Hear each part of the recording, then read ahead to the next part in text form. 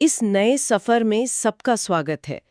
आज हमारे सामने जो पाठ है ना, वो आकार में बहुत ही छोटा है। बहुत ही संक्षिप्त। हाँ, मतलब शायद कुछ ही पंक्तियों का होगा, लेकिन अगर हम इसकी गहराई और इसके प्रभाव को देखें तो ये किसी पूरे महाकाव्य से कम नहीं है।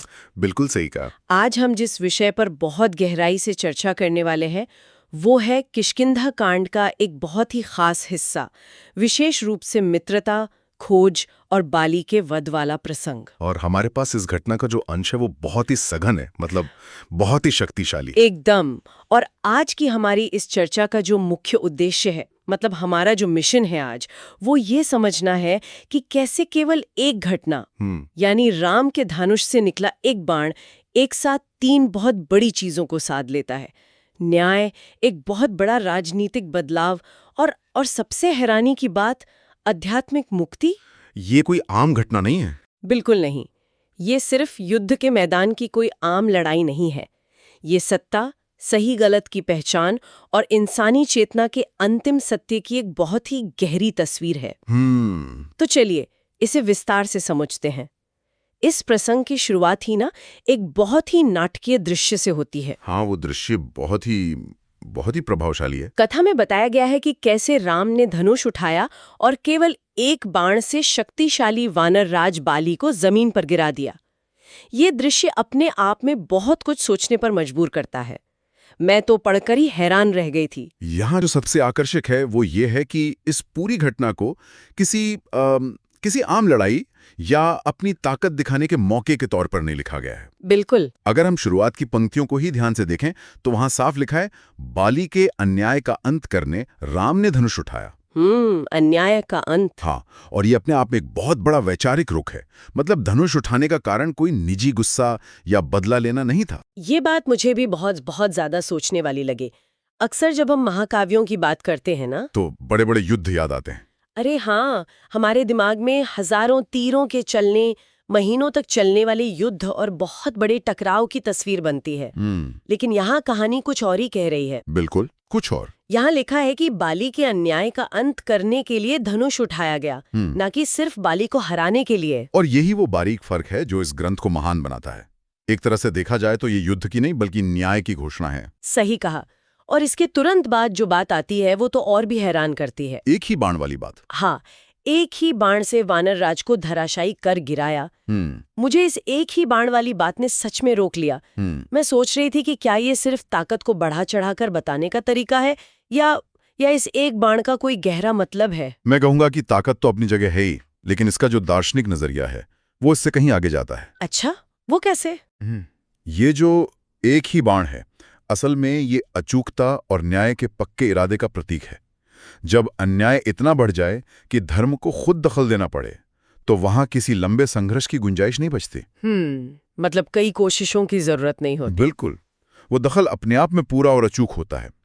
आप इसे ऐसे समझ सकते हैं कि जब कोई फैसला ब्रह्मांड के स्तर पर या परम सत्य के स्तर पर हो जाता है तो उसे लागू करने के लिए 100 तीरों की जरूरत नहीं होती। एक ही काफी है। एक ही काफी है। और इस प्रसंग में वानर राज शब्द का इस्तेमाल भी बिना कारण नहीं हुआ है।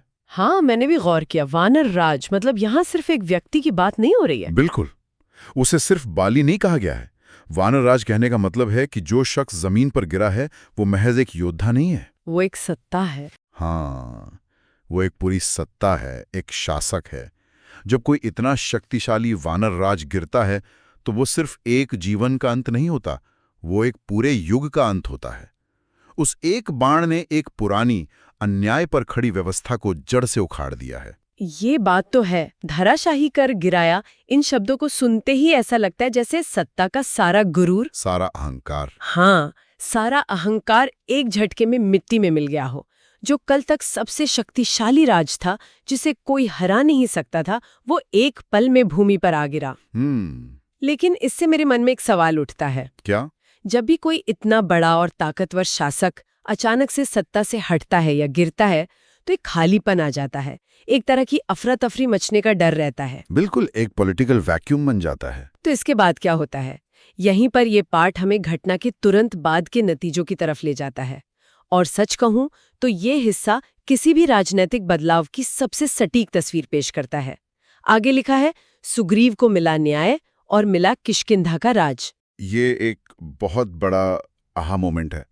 अगर हम इसे बड़े संदर्भ में रख के देखें तो ये सिर्फ सुग्रीव के अपने दुख दूर होने या उनकी निजी जीत की कहानी नहीं है। तो फिर ये क्या है? हाँ, पाठ साफ तौर पर कहता है कि सुग्रीव को न्याय मिला, यानी एक व्यक्ति के साथ जो गलत हुआ था उसे ठीक किया गया।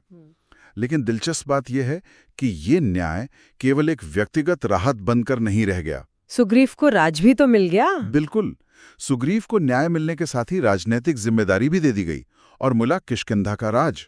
ये व्यक्तिगत स्तर पर हुए सुधार और पूरे समाज की व्यवस्था को फिर से खड़ा करने के बीच का एक बहुत ही शानदार तालमेल है। राज मिलना कोई इनाम नहीं है, ये एक जिम्मेदारी है जो अब एक ऐसे व्यक्ति के कंधों पर है जिसने खुद अन्याय झेला है। ये एक बहुत ही अलग नजरिया है देखने का। हम अक्सर न्याय को सिर्फ सजा मिलने या भरपाई होने तक सीमित कर देते हैं, जो कि बहुत संकीर्ण सोच है। हाँ, लेकिन यहाँ न्याय का मतलब है कि जो सही व्यक्ति है उसे उस गद्दी पर बिठाना ताकि व्यवस्था सुचारू रूप से चल सके। सही कहा आपने।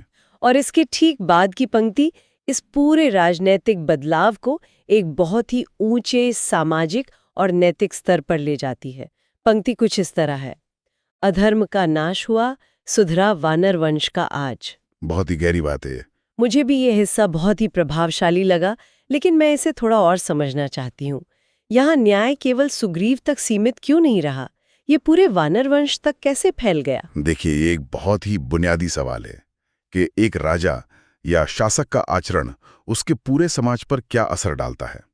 पाठ इस बारे में कोई शक नहीं छोड़ता। बाली ने जो किया वो केवल उसकी अपनी कोई निजी गलती नहीं थी, वो अधर्म था। और पुराने ग्रंथों की समझ ये कहती है कि जब गद्दी पर बैठा व्यक्ति अधर्मी होता है तो उसका पूरा साम्राज्य, उसकी पूरी प्रजा उस अधर्म के बोझ तले दबने लगती है। समाज का पूरा माहौल ही दूषित हो जाता है। बिल्कुल। इसलिए जब अधर्म का नाश हुआ कहा जाता है तो इसका सीधा सा मतलब है कि बाण ने केवल एक राजा को नहीं गिराया, बल्कि उस पूरी व्यवस्था में फैले हुए जहर को खत्म कर दिया। जब जड़ से अधर्म कटता है तो पूरे पेड़ को, यानी वानर वंश को, हाँ, वानर वंश को खुली हवा में सांस लेने का मौका मिलता है। आपने खुली हवा में सांस लेने की बात की और इसी से जुड़ी एक और बात मुझे इस प्रसंग में बहुत अनोखी लगी। वो क्या? वो है आज शब्द का इस्तेमाल। हाँ। सुधरा वानर वंश का आज। जब भी कोई सत्ता बदलती है तो अक्सर हम भविष्य के सपने देखते हैं। हाँ, कि कल बेहतर होगा। बिल्कुल, लोग कहते हैं कि अब हमारा कल बेहतर होगा, आने वाली पीढ़ियों का भविष्य संवरेगा। लेकिन यहाँ कथाकार भविष्य की बात नहीं कर रहा है। हाँ। वो साफ तौर पर आज के सुधरने की बात कर रहा है। क्या इसका मतलब ये है कि न्याय का असर इतना तुरंत और इतना तेज होता है? आपने बहुत ही गहराई से इस शब्द को पकड़ा है। आज का सुधरना असल में इस बात का प्रमाण है कि सच्चा न्याय किसी भविष्य के इंतजार का मोहताज नहीं होता। जब कोई बहुत बड़ी दमनकारी या अन्यायपूर्ण व्यवस्था टूटती है तो लोगों को जो राहत मिलती है वो तुरंत मिलती है। व्यवस्था का फिर से सही रास्ते पर आना कोई ऐसा वादा नहीं है जो 10 साल बाद पूरा होगा। वो वर्तमान की सच्चाई बन जाता है। बिल्कुल सच्चाई बन जाता है। आप सोचिए उस पूरे वानर वंश के बारे में जो शायद इतने समय से एक अन्याय के साये में खामोशी से जी रहा था। उनके लिए वो एक पल जब अधर्म का प्रतीक गिरता है, उनके अंधकार से बाहर आने का पल बन जाता है। ये न्याय की वो ताकत है जो किसी समाज के आज को उसी क्षण धोकर साफ कर देती है। ये सच में सोचने वाली बात है कि कैसे एक लीडर के बदलने से समाज का पूरा वर्तमान उसी दिन से अलग दिखने लगता है। सही कहा। अगर हम कहानी के नजरिए से देखें तो ये एक बहुत ही परफेक्ट अंत लग सकता है। अन्याय करने वाले का अंत हो गया, जिसके साथ गलत हुआ था उसे राज मिल गया और समाज सुधर गया। हाँ, और पूरे समाज का आज सुधर गया। आमतौर पर कोई भी कहानी यहीं पर खत्म हो जाती है कि सब कुछ ठीक हो गया और सब खुशी खुशी रहने लगे। लेकिन असली बात तो अब शुरू होती है। यहाँ सबसे दिलचस्प बात सामने आती है। यह पाठ इस पूरी घटना को एक ऐसे मोड़ पर ले जाता है जिसकी शायद ही किसी ने उम्मीद की हो। बिल्कुल अप्रत्याशित मोड़। और यही वो हिस्सा है जो इस पूरे प्रसंग को सबसे खास बनाता है। अंतिम पंक्तियों में कहा गया है, बाली ने भी अंत समय में प्रभु के चरणों को पहचाना। दार्शनिक नजरिया अगर हम अपनाएं तो ये इस पूरे प्रसंग का सबसे गहरा और रूप बदलने वाला हिस्सा है। वो कैसे? आमतौर पर जब कोई शक्तिशाली राजा युद्ध में गिरता है तो पाठ में उसके गुस्से, उसकी हार की पीड़ा या उसकी हताशा का वर्णन होता है। लेकिन यहाँ ऐसा नहीं है। ये एक हारने वाले राजा की मृत्यु का सामान्य विवरण नहीं है। ये उसकी चेतना के जागने का क्षण है। चेतना का जागना, ये बहुत खूबसूरत विचार है। ध्यान दीजिए, अंत समय में, यानी जब जीवन बिल्कुल अपने अंतिम किनारे पर खड़ा है, तब बाली उस सत्य को पहचान लेता है जिसे वो अपनी पूरी जिंदगी, अपनी अपार शक्ति और अपनी सत्ता के नशे में कभी नहीं देख पाया। ये एक बहुत ही अजीब लेकिन गहरी स्थिति है। मतलब जिस बाण ने उसकी छाती को भेदा, उसी बाण ने उसके उस अहंकार को भी भेद दिया जो उसे सच देखने से रोक रहा था। मैं कहूँगा बिल्कुल ऐसा ही हुआ। जब तक इंसान अपनी भौतिक शक्ति के चरम पर होता है, तब तक उसका अहंकार उसके और सत्य के बीच एक दीवार बनकर खड़ा रहता है। बाली के लिए उसका वानर राज होना ही सबसे बड़ा सच था। उसका गुरूर। लेकिन जब वो एक बाण से धराशायी हुआ तो वो दीवार टूट गई। प्रभु के चरणों को पहचानना केवल ये मान लेना नहीं है कि सामने वाला मुझसे ज्यादा ताकतवर है। तो ये क्या है? यह एक गहरा समर्पण है। यह उस परम सत्य की अनुभूति है कि मेरे बल और मेरे अहंकार से परे भी कोई शक्ति है जो पूरे ब्रह्मांड का संतुलन चलाती है। ये बात मुझे भीतर तक छू गई। सोचिए, जिस व्यक्ति को सजा मिल रही है, जिसके प्राण जा रहे हैं, वही व्यक्ति बिल्कुल आखिरी पल में उस सजा देने वाले के असली स्वरूप को पहचान रहा है। यही तो इस महाकाव्य की खूबी है। और सिर्फ पहचान ही नहीं रहा है, बल्कि पाठ की बिल्कुल अंतिम पंक्ति इस पूरी घटना को हमारी दुनिया की समझ से उठाकर सीधे आध्यात्म के सबसे ऊंचे शिखर पर रख देती है। मुक्ति का मार्ग। हाँ, वहां लिखा है, मुक्ति का मार्ग पाकर धन्य हुआ उसका अनजाना। ये अनजाना शब्द और फिर उसका धन्य होना, ये कैसे काम करता है? एक तरफ सजा और दूसरी तरफ मोक्ष। यहीं पर इस प्रसंग की असली सुंदरता छुपी है। अगर हम अनजाना शब्द की गहराई में जाएं, तो इसका मतलब केवल कुछ न जानना नहीं है। इसका अर्थ है वो अज्ञान, वो भ्रम जिसमें बाली अपना पूरा जीवन जी रहा था। वो भ्रम के वो अजेय है। बिल्कुल। उसे लगता था कि उसका बल और उसकी सत्ता ही सब कुछ है। यही उसका अनजानापन था जिसने उसे गलत रास्ते पर धकेला और अंततः अन्याय करवाया। लेकिन हमारी सामान्य दुनिया के न्याय और ब्रह्मांडीय न्याय में यही फर्क है। क्या उस अज्ञान या उस गलती के लिए उसे हमेशा के लिए नरक या नफरत का भागीदार बना दिया गया? पाठ कहता है नहीं, वो धन्य हुआ। मतलब हारने के बावजूद वो हार नहीं रहा है। सही कहा आपने। ये दंड और उद्धार यानी सजा और कृपा के बीच का एक बहुत ही दुर्लभ संतुलन है। हार और मृत्यु के उस सबसे निचले क्षण में भी जब अहंकार और अज्ञानता की परत पूरी तरह से हट जाती है, तो इंसान परम मुक्ति प्राप्त कर सकता है।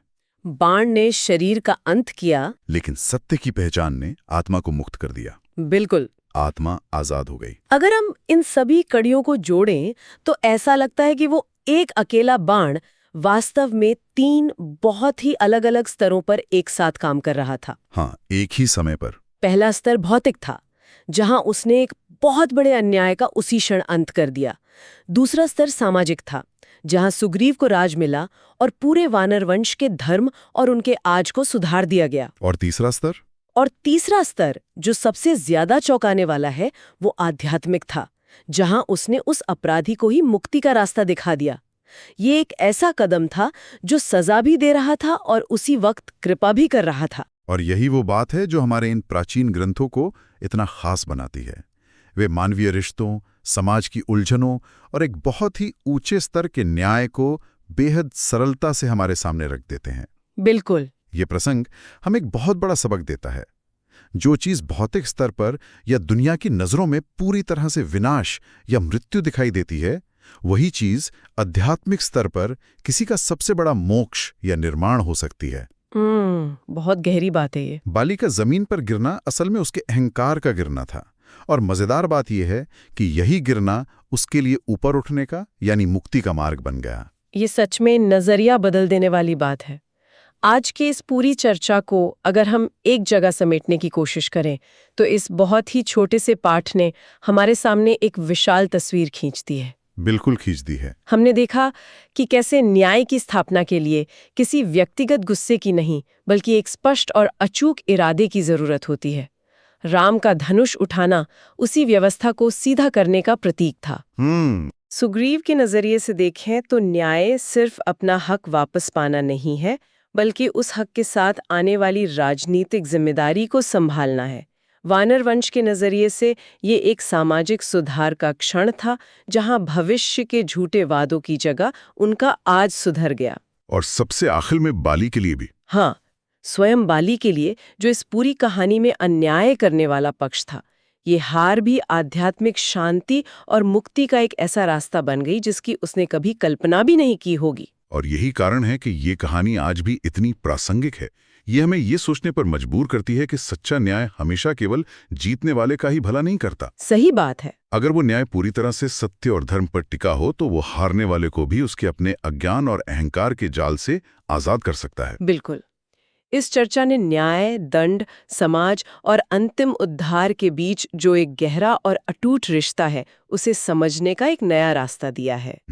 अगर इस पूरी बातचीत के आधार पर यहाँ श्रोताओं के लिए एक अंतिम विचारोत्तेजक प्रश्न है जिसे वो अपने साथ ले जा सकते हैं, जिस पर वो खुद विचार कर सकते हैं।